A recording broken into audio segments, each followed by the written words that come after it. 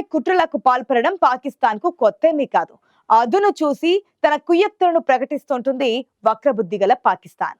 తాజాగా పాకిస్తాన్ గూఢచర సంస్థకు సంబంధించి మరో కీలక విషయం వెలుగులోకి వచ్చింది.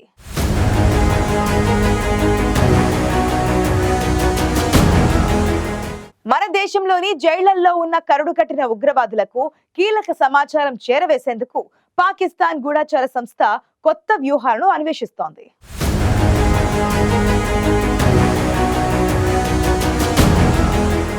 మన దేశంలోని పలు జైళ్లలో కరుడుగట్టిన ఉగ్రవాదులు ఖైదీలుగా ఉన్నారు. ఈ ఉగ్రవాదులకు కీలక సమాచారాన్ని చేరవేసేందుకు పాకిస్తాన్ గూఢచర సంస్థ కొత్త వ్యూహాలను అన్వేషిస్తోంది.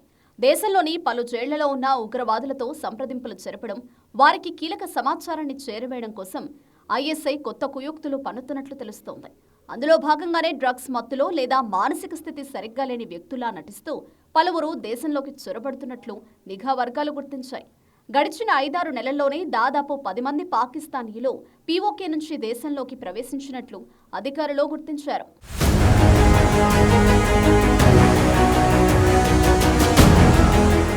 పాకిస్తాన్ నుంచి భారత్లోకి చొరబడిన వారిని ఐఎస్ఐ ఏజెంట్లుగా భద్రతా బలగాలు అనుమానిస్తున్నాయి. దేశంలోని జైళ్లలో ఉన్న పాక్ ఖైదీలకు కీలక సమాచారం చేరవేయడమే లక్ష్యంగా వీరు పనిచేస్తున్నట్లు తెలుస్తోంది. భద్రతా బలగాలు అడిగే ప్రశ్నలకు ధీటుగా సమాధానమిచ్చి బయటపడే పద్ధతులపైన వీరు శిక్షణ పొందినట్లు అధికారుల ప్రాథమిక దర్యాప్తులో తేలింది. వీరి అనుమానాస్పద కదలికల తీరు, తప్పించుకునే ధోరణి గమనిస్తే చొరబాటుదారుల వెనుక భారీ కుట్రకోణం ఉన్నట్లు అధికారులు భావిస్తున్నారు.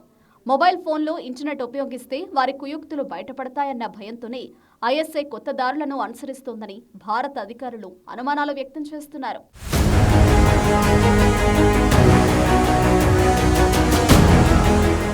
భారత్లోకి అక్రమంగా ప్రవేశించే వారిలో మైనర్లు, మహిళలు కూడా ఉన్నట్లు తెలుస్తోంది.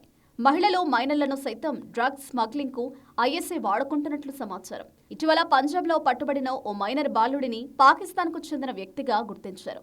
ఉద్దేశపూర్వకంగానే అతడు దేశం దాటినట్లు సమాచారం.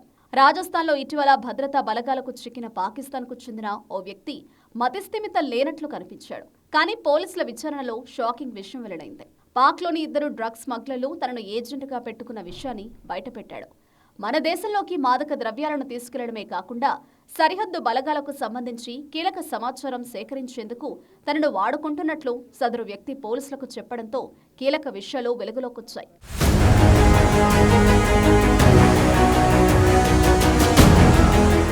ఇక మరో కేసులో లాహోర్కు చెందిన ఓ యువకుడు బైక్పై వచ్చి సరిహద్దును దాటేందుకు ప్రయత్నించి బీఎస్ఎఫ్ సిబ్బంది చేతిలో ఉద్దేశపూర్వకంగానే అరెస్టు అయ్యేందుకు వేచి చూసినట్లు పోలీసులు భావిస్తున్నారు. అతడిని జైలుకు తరలించిన అధికారులు అతడి కదలికలను బట్టి ఐఎస్ఐ ఏజెంట్గానే అనుమానం వ్యక్తం చేశారు. అనంతరం తదుపరి విచారణ కోసం కస్టడీని పొడిగించాలని న్యాయస్థానానికి విజ్ఞప్తి చేశారు. మన దేశంలోకి అనేక మార్గాల ద్వారా కోవర్ట్ ఆపరేషన్ల కోసం పాక్ ప్రయత్నిస్తోంది. గతంలో ఇరు దేశాల మధ్య నడిచే సంజౌతా ఎక్స్ప్రెస్ ఆధారంగా చేసుకుని ఇటువంటి కార్యకలాపాలకు పాల్పడేది. సవారీ ఆపరేటర్ల పేరుతో డ్రగ్స్ అక్రమ రవాణా, జమ్మూ, పంజాబ్లో ఉగ్ర కార్యకలాపాలకు నిధులు సమకూర్చడంలో ఈ సవారీ ఆపరేటర్లు కీలక పాత్ర పోషించినట్లు నివేదికలు చెబుతున్నాయి.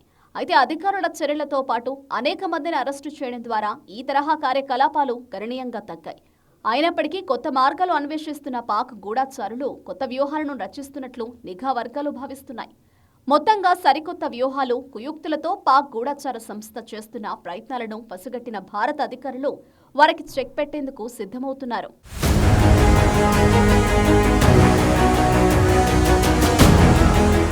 పాకిస్తాన్ గూఢచార సంస్థ మన దేశంలోని పలు జైళ్లలో ఉన్న కరుడుకట్టిన ఉగ్రవాదులకు కీలక సమాచారాన్ని చేరవేసేందుకు ఎన్నో రకాల వ్యూహాలు, కుయ్యక్తులకు పాల్పడుతున్నట్లు గుర్తించిన భారత అధికారులు అప్రమత్తంగా వ్యవహరిస్తున్నట్లు తెలుస్తోంది.